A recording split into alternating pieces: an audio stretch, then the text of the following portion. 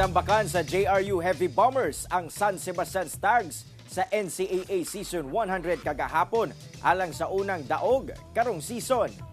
Bombs away gayod alang sa JRU Heavy Bombers nga mihakot og puntos batok San Sebastian Stags sa score nga 90-74.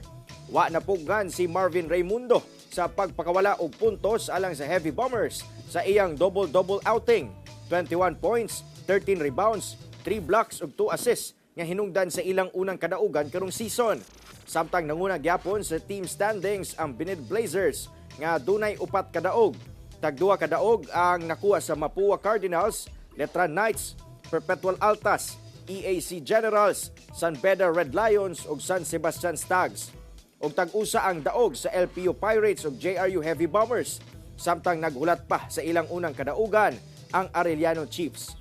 Padayong tutukan ang mga dula sa NCAA Season 100 kung asa ugma September 20 magsangka ang Arellano Chiefs versus LPU Pirates sa alas 12 sa udto og Letran Knights versus Mapua Cardinals sa alas 2:30 sa hapon og makita sa Heart of Asia.